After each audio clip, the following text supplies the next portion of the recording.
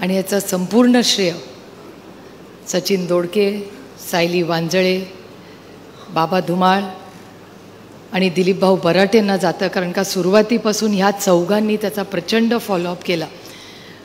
मी स्वतः एक कॅन्सर सर्वायव्हिंग फॅमिलीमधून आलेली आहे। आज या भागातल्या सर्वसामान्य मायबाप जनतेने कुणाकडे जावं हा एक खूप प्रश्न मोठा त्यांच्याकडे येतो। सकंड चौधरी कुटुंबाचे मी मनपूर्वक आभार मानते।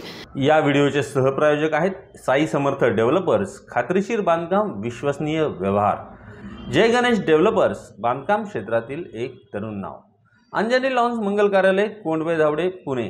पार्किंग, जेवणाचा स्वतंत्र हॉल आणि वधूवरांच्या सुसज्ज खोल्यांसह बजेटमध्ये असलेले एकमेव खात्रीशीर मंगल कार्यालय। नमस्कार। महाराष्ट्राचे माननीय उपमुख्यमंत्री देवेंद्रजी, महाराष्ट्राचे माननीय उपमुख्यमंत्री श्री अजित पवारजी, भीमराव तापकीर व्यासपीठावरील सर्वच मान्यवरांना उपस्थित बंधू आणि भगिनींनो, आज आपल्या सगळ्यांचं मी मनापासून वारज्यात स्वागत करते। कारण का एक अनेक वर्षाचं आपलं जे स्वप्न आहे ते आज पूर्ण होतं आहे आणि याचं संपूर्ण श्रेय सचिन दोडके, सायली वांजळे, बाबा धुमाळ आणि दिलीप भाऊ बराटेंना जातं, कारण का सुरुवातीपासून ह्या चौघांनी त्याचा प्रचंड फॉलोअप केला। आणि दिलीप भाऊंनी आधी एक अतिशय सुंदर हॉस्पिटल सर्वसामान्य मायबाप जनतेशी वारज्यात सुरू केलं आणि त्यानंतर सचिन भाऊंनी प्रचंड फॉलोअप करून ह्याही भागात एक उत्तम दर्जाचं हॉस्पिटल व्हावं याच्यासाठी त्यांनी प्रयत्न केले।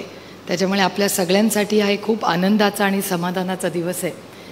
कारण आयुष्यात सगळ्यात मोठी अडचण कधी येते, ती येते जेव्हा आपल्या घरात कोणीतरी आजारी पडतं आणि तेव्हा जी धमछाक कुठल्याही कुटुंबाची होते ती आपण सगळ्यांनीच कधी ना कधी किंवा कोविडच्या काळात तर आपण सगळ्यांनीच अनुभवली आहे। मी स्वतः एक कॅन्सर सर्वायव्हिंग फॅमिलीमधून आलेली आहे। माझ्या वडिलांना 1 नाही 2 नाही 3 वेळा कॅन्सर झालेला आहे आणि त्यावेळीस पांडुरंगानंतर त्याचं दर्शन मला कोणी दिलं असेल तर त्या डॉक्टरांनी दिलेलं आहे। आणि आज माझे वडील आज आहेत, त्याचं संपूर्ण श्रेय या भारतातल्या उत्तम डॉक्टरांना जातं।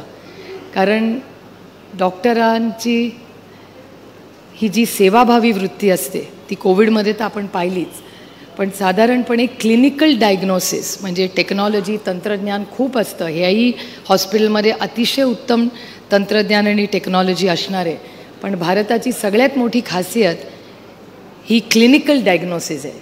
म्हणजे अनेक वेळा आपण आपल्या फॅमिली डॉक्टरकडे गेलो की तो आपल्या चेहऱ्याकडे बघूनच आपल्याला सांगतो की तुम्हाला हा आजार झाला आहे। कारण आजकालच्या तंत्रज्ञानामध्ये परदेशात डॉक्टरांना एवढा वेळ नसतो, पण भारतातले डॉक्टर हे अतिशय उत्तम काम करतात आणि अजूनही फॅमिली डॉक्टरची जी प्रथा आहे ती अजूनही आपल्या देशात आहे। आणि या संपूर्ण वारज्याच्या बाबतीत हा एक अतिशय सुंदर हॉस्पिटल होतच आहे, पण त्याबरोबर ही सेवाभावी वृत्ती ही सातत्याने राहील। आज महाराष्ट्र सरकारचे मी मनपूर्वक आभार मानते की त्यांनी हे काम पूर्ण करण्यासाठी आवर्जून आज हे सगळे उपस्थित राहिले। पुणे म्युनिसिपल कॉर्पोरेशनचेही खूप मोठं योगदान या कामात आहे।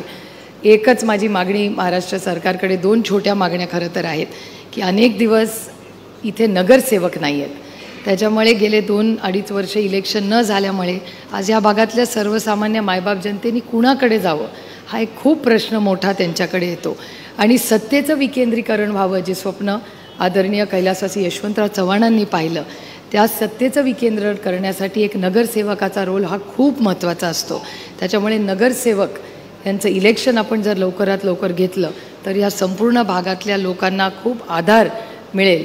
आणि त्याचबरोबर या भागामध्ये ज्या पाण्याच्या टाक्या झाल्या, आपल्याला आठवत असेल की सगळ्यात मोठी पाण्याची टाकी जी झाली ती आमदार रमेशभाऊ वांजळे यांच्या नावाने झाली।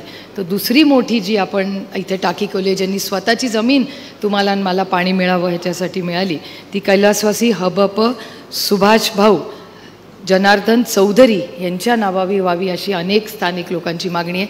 तीही जर सरकारने पूर्ण केली की त्या लोकांनी आपल्यासाठी खूप मोठा त्याग केला आणि आपल्यासाठी 24 तास पाणी हे देण्यासाठी त्यांनी जी जमीन दिली त्याबद्दल त्या सकंड चौधरी कुटुंबाचे मी मनपूर्वक आभार मानते।